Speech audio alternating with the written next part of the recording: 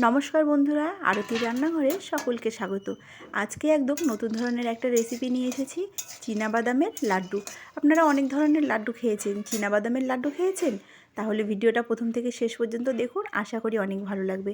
বাদামগুলো আগে খুব ভালো করে ভেজে নিয়েছি, আর ভাজা হয়ে গেলে বাদামটা একটু ঠান্ডা করে দেখবেন খোসাগুলো খুব ভালোই উঠে যাচ্ছে।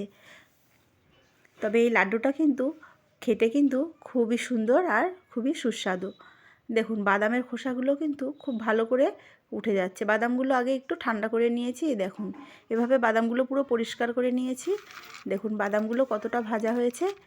একটু বেশি ভাজা হয়ে গেলে কিন্তু বাদামগুলো তেতো লাগবে। এবার আমি বাদামগুলো একটু গুঁড়ো করে নেব।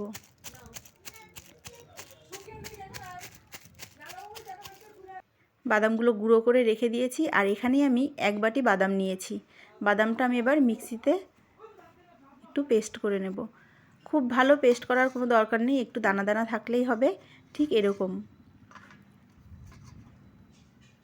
এর মধ্যে আমি দিয়ে দেব 10 টাকা দামের 1 প্যাকেট গুঁড়ো দুধ। এটা দিয়ে খুব ভালো করে মিশিয়ে নেব।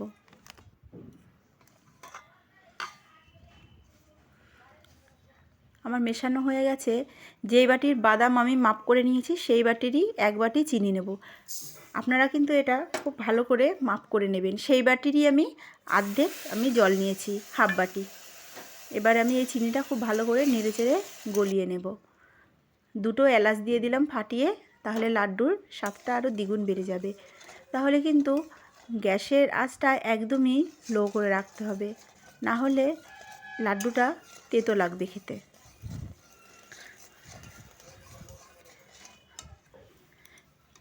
যখন দেখবেন শিরাটা একটু চিটচিটে হয়ে গেছে, তখনই বুঝবেন যে আপনার শিরাটা একদম পারফেক্ট তৈরি হয়ে গেছে, ঠিক এরকম হবে। এবার আমি লাড্ডুর জন্য যে মিশ্রণটা করে রেখেছি সেটা দিয়ে দেব। এটা দিয়ে খুব ভালো করে হালকা হাতে নেড়ে চেড়ে নেব। দেখবেন আঁচটা কিন্তু একদম বাড়িয়ে দেওয়া যাবে না, তাহলে লাড্ডুটা তেতো লাগবে, ডোগুলোও পুড়ে যাবে। মিশ্রণটা খুব ভালো করে মিশিয়ে নিয়েছি, আর একটু পাক দিয়ে নেব যতক্ষণ না একটা মাখা মাখা ডো হবে। দেখুন কখন বুঝবেন, যখন কড়াইয়ের থেকে আমার ডোটা হালকা করে উঠে আসবে, একটুও গায়ে লেগে যাবে না। এই দেখুন আমার একদম পুরো পারফেক্ট তৈরি হয়ে গেছে। এরকমই নরম থাকতে নামিয়ে নিতে হবে। এখান থেকে আমি কিছুটা নিয়ে একটা লাড্ডু করে আপনাদেরকে দেখাচ্ছি। যে বাদামটা আমি গুঁড়ো করে রেখেছিলাম তার মধ্যে দিয়ে খুব হালকা হাতে লাড্ডুর শেপ দিয়ে নিতে হবে। গরম গরমই কিন্তু করতে হবে, ঠান্ডা হয়ে গেলে কিন্তু শক্ত হয়ে যাবে। আপনারা দেখছেন নরম আছে, এটা কিন্তু ঠান্ডা হলে একদম শক্ত লাড্ডুর মতন হয়ে যাবে। এরকম করে আমি সব লাড্ডুগুলো তৈরি করে নেব।